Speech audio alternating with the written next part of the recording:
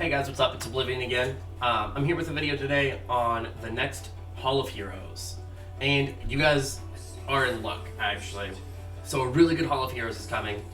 And what makes the Fire Magic Knight ASTAR so good is she's a key piece in the new kind of like Trikaru team for Necro.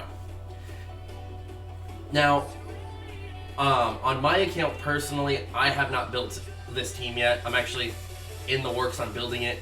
I haven't needed it. I have a 100% success rate team with Twins and Fran on both accounts, so I just haven't really got around to actually caring. But I'm actually working on an ASTAR on my main account, or on my alt account right now, and I will be showing you kind of her stats towards the end of the video. So just some things that you should kind of like aim for. You are kind of building her close to what you would build for Rad at, though. Just a heads up. Anyways, guys, let's get into it a little more. Now, obviously, you guys all know how Hall of Heroes works, right? In case you guys did not know. So December 11th, 12 p.m. to December 14th, 12 a.m. you will be able to do Hall of Heroes. You will have that time to clear all 10 stages. Using those 10 stages, you can do a couple things. One, the first couple stages are actually pretty simple. Most accounts can actually take on the first two stages by themselves. Whether you're early game, end game, whatever, it won't really matter. Obviously, if you're end game, you're just clearing it all the way through, and it really doesn't matter. But if you are early game, do the first couple stages, and then once it starts getting hard, use a friend's rep monster, right? So if a friend has a Rika, or a water homunculus, or something that will help you out pushing those next couple stages, that'll be really helpful for you. Now, if you're mid to end game, and you've got your flags maxed out, right? You can go to your guild shop and purchase the scrolls, and then what you could do is you clear one floor, and then immediately go and summon the monster using the 25 pieces you got, and then the 25 scroll pieces that you purchased from the guild shop, and then boom, you summon one. And you can do that 10 all the way up. Obviously, it costs a lot to do that all the way up, but you can do that all the way up till you have 10 ASTAR, which essentially just gets it completely skilled up. However, you do not really need her skilled up. The reason I say this is because you can get enough damage output with her not being fully skilled up. None of the Magic Knights truly need skill ups, but it doesn't hurt to have them, right? There are a couple other things about her that are kind of cool. She's kind of just a neat little monster. You can build her in a different way, not for this team. Just build her like really fast because she does a lot of damage based off speed. But this team, you're kind of going to build her a little bit slower. So down here, it just tells you how many pieces you get, how much energy it takes to get these, and how many crystals you're gonna get. Obviously, you get 5 crystals per run, which is awesome. That's just 5 crystals you're gonna, 50 crystals you're gonna end up with, which is amazing. 250 pieces, which ends up being 5 of the monster. Super awesome. For those of you who are, kind of newer to the game, try to at least clear the 4th floor, right? Even if you have to use a friend's rep, try to just push to that 4th floor. That way you get 2 of them. One for just having, and then one for a skill up or to help you 5-star her, stuff like that. It'll really help you out a lot, actually. So I would try to really try to get that accomplished. For those of you who are mid to end game, just go through it. Just go through it. It's really actually not complicated at all. I actually just kind of, sort of, built one. The ASTAR just finished leveling up one thing. It looks like trash, actually. I'm gonna have to rebuild it. But I'll show you guys essentially what you guys are gonna be looking for. It looks like garbage. I'm gonna rebuild it.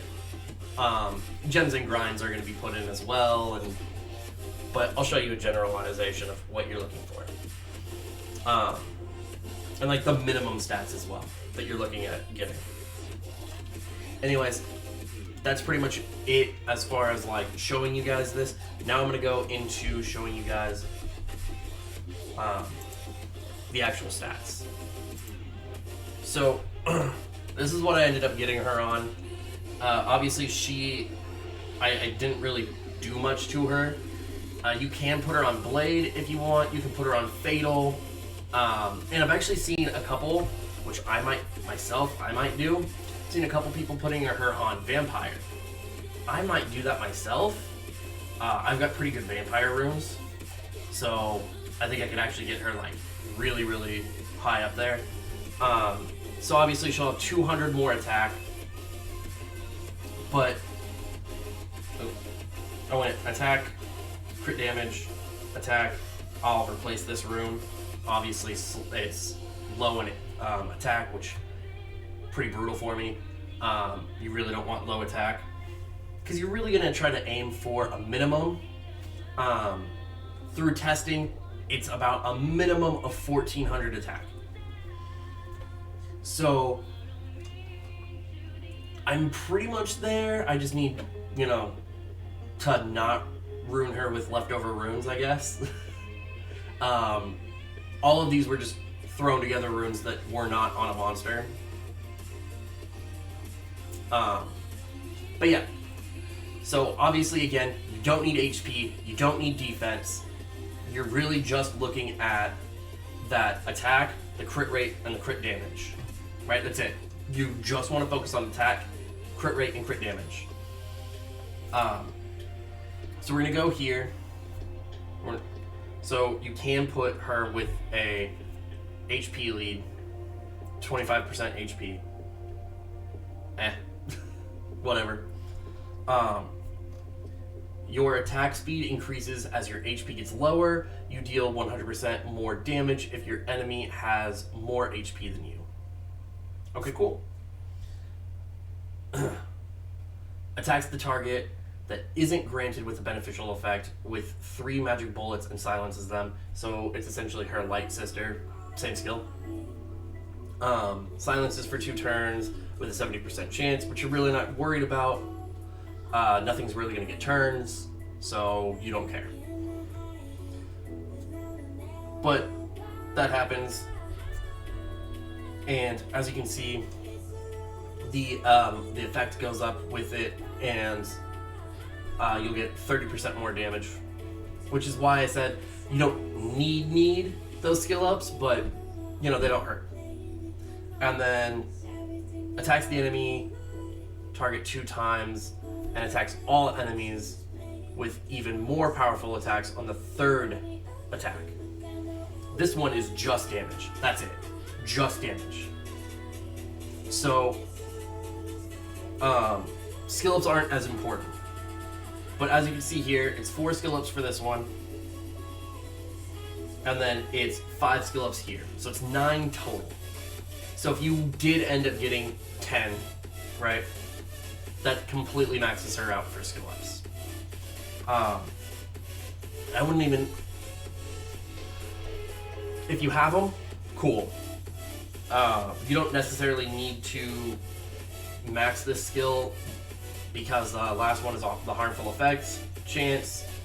You don't actually need to max the harmful effect chance.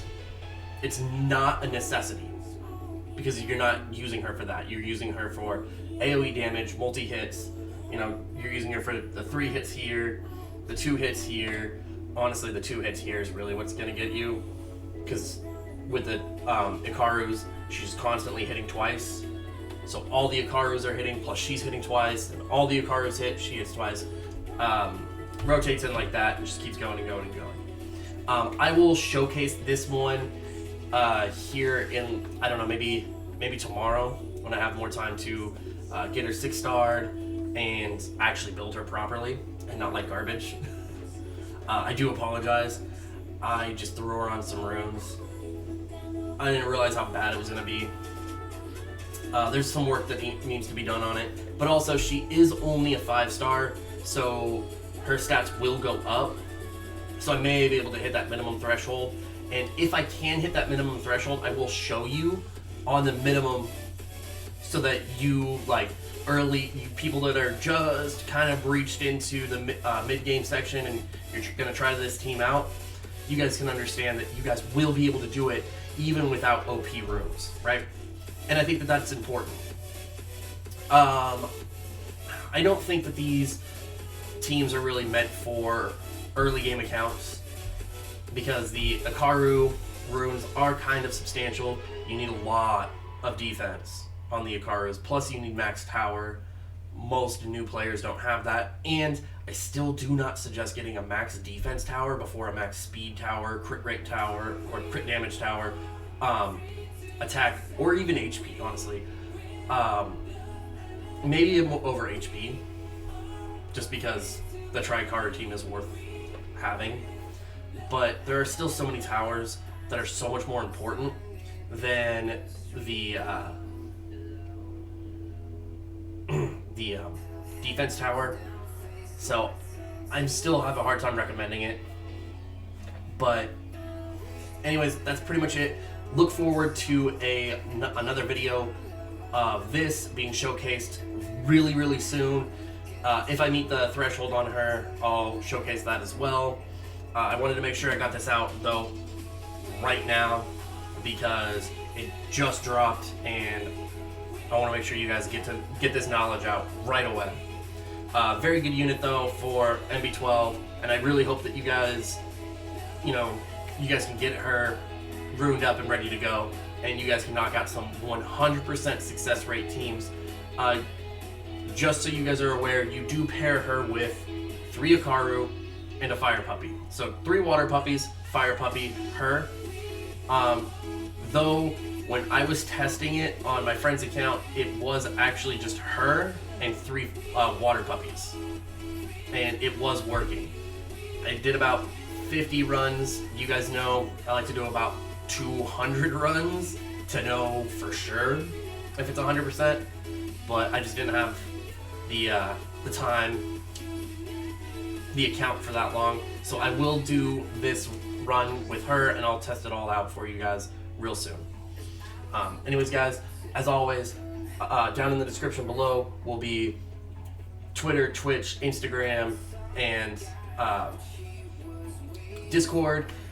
Please, if you guys have any questions, comments, concerns, hit me up on any of those platforms. I'm always active. I'm always willing to answer any questions. And that's pretty much it. Much love, guys. Hope y'all have a good one, and I'll see y'all later.